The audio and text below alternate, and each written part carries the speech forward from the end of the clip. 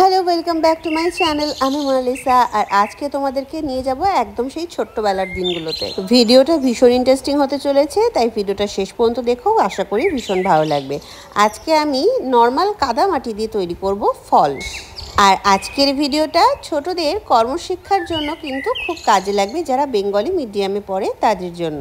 যদিও আমার জানা নেই যে এখনকার দিনে এরকম কাদামাটি দিয়ে নানা ধরনের হাতের কাজ করতে দেয় কি না, কিন্তু আমাদের সময় যখন আমরা প্রাইমারি স্কুলে পড়তাম তখন এরকম মাটির কাজ করতে দিত হাতের কাজ হিসাবে।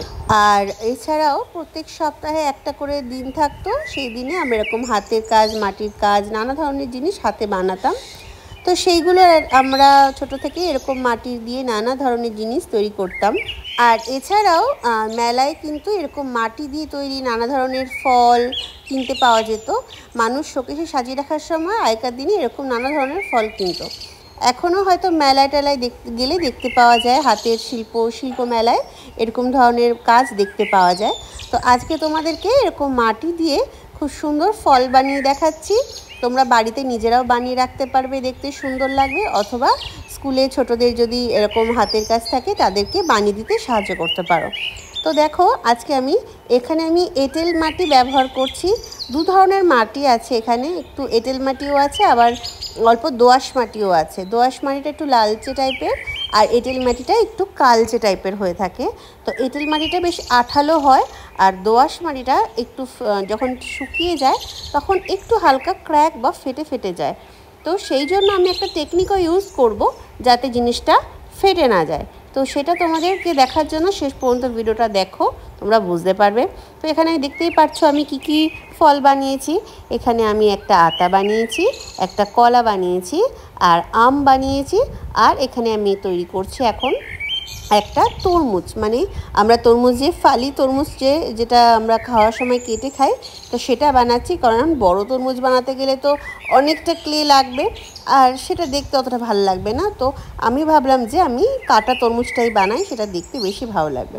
তো এখানে আমি তরমুজটার শেপটা তৈরি করে নিচ্ছি, রাউন্ড করে এরকম ভালো করে বেলে নেবে একটা কিছু দিয়ে, তারপর এরকমভাবে ত্রিকোণভাবে কেটে নিতে হবে, তাহলেই তরমুজের শেপটা তৈরি হয়ে যাবে। এইবারে আমি ভাবছি একটা বেদানা বানাবো, মানে গরমকালে যে ধরনের ফলগুলো টুকটাক পাওয়া যায় আর কি, যেগুলো বেশ ব্রাইট কালার হয়, দেখতে সুন্দর লাগবে, তো সেরকম ধরনেরই বানাতে হবে। তো সেই জন্য এখানে আমি একটা বেদানা বানাচ্ছি। তোমরা চাইলে অনেক ধরনের ফল আরও বানাতে পারো। তোমরা শসা তৈরি করতে পারো, আমি আজকে শসাটা বানাইনি। তোমরা কমলা লেবু বানাতে পারো, আনারস বানাতে পারো, আরও অনেক কিছুই তৈরি করতে পারো। তো আমার একটা ছোট্ট থালার আমি তৈরি করেছি, তো সেই থালাটায় যে কটা ফল ধরবে সে কটাই বানিয়েছি, বেশি বানাইনি। তো এখানে এবার একটা আপেলও তৈরি করছি, দেখতেই পাচ্ছ। তো আপেলটা বানানো ভীষণই সোজা, আপেল, লেবু, বেদানা এগুলো বানানো খুবই সোজা, আম বানানোও খুব সোজা, কলাটাও বানানো ভীষণ সোজা, আটাটা বানানোটা একটু কঠিন। তো যারা নতুন শিখছে তাদের জন্য আটা বানানোটা একটু কঠিন লাগবে, তোমরা সেটা না বানিয়ে অন্য কিছু বানাতে পারো, সেটা স্কিপ করে দিতে পারো। তো এবার দেখো, বেদানার না আমি উপরের এই বেশ এরকম ত্রিভুজের ছোট ছোট থাকে ফুলের মতো, এটা করতে ভুলে গেছিলাম, তো এটা আমি করে নিলাম। এবার এই জিনিসগুলোকে আমি রোদে শোকাবো, খুব বেশি ড্রাই শোকাবো না, হালকা রোদে একটু শুকিয়ে নেব। যখন এগুলো শুকিয়ে যাবে তারপরে এগুলোর উপরে যাতে ক্র্যাক না আসে, যেটা বললাম দেখতেই পাচ্ছ, এগুলো হচ্ছে এই জিনিস ম্যাঙ্গো, তারপরে তোমার তরমুজ, কলা আর আতা, এগুলো হচ্ছে দোআঁশ মাটি, দেখো একটু লালচে টাইপের। আর এখানে আপেল, বেদানা আর লেবুটা এটা হচ্ছে তোমার এঁটেল মাটি, এটা একটু কালো টাইপের।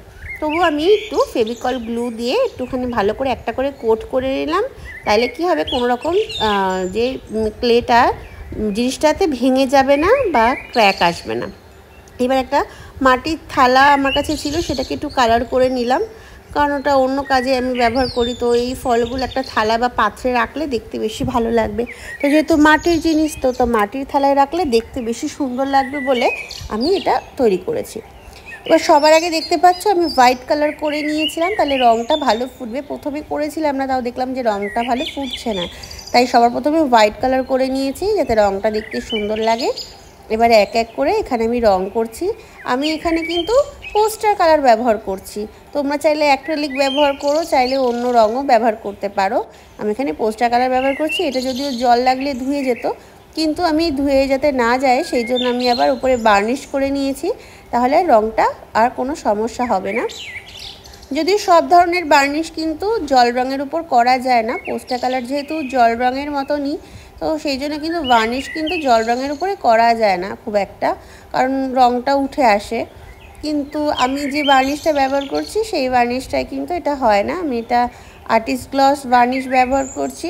তো সেটার ক্ষেত্রে আমারও জানা ছিল না, কিন্তু আমি বার্নিশ করার সময় দেখলাম যে কিন্তু সেটা রঙটা লাগছে না। তোমরা দেখতেই পাবে শেষ পর্যন্ত আমি এটা বার্নিশ করেছি। আমি ভেবেছিলাম যে পরে বার্নিশ করব, কারণ ভালো করে শুকানোর পরে, কিন্তু যা গরম বাইরে, তো একটুখানি রাখতেই রঙটা ভালো করে ড্রাই হয়ে গেছিলো। তারপরে আমি শেষ ভিডিওতে তোমাদের ফিনিশিং ভিডিওটা দেখাবো, যখন তোমরা দেখতে পাবে বার্নিশ করার পরে বেশ এটা গ্লসি লাগছিল। আর যদি আমি বার্নিশ না করি তাহলে একটু বেশ এটা ম্যাট রকম দেখতে লাগছিল, বাট জিনিসটা দেখতে ভালো লাগছিল। কিন্তু একটু গ্লসি হলে সেটা দেখতে আরও বেশি ভালো লাগবে বলে আমি একটু বার্নিশ করে নিয়েছি। আতাটা দেখতে পাচ্ছ কতটা রিয়েলিস্টিক লাগছে, তাই না বলো? পাকা আতাগুলো দেখতে কিন্তু এরকমই লাগে। তো আমারও বেশ এই টেক্সচারটা, আতার উপরে টেক্সচারটা দেওয়াটাই একটু কঠিন ছিল, কিন্তু মোটামুটি আমি করতে পেরেছি, অসুবিধা হয়নি। তো তারপরে দেখো আপেল বানাচ্ছি।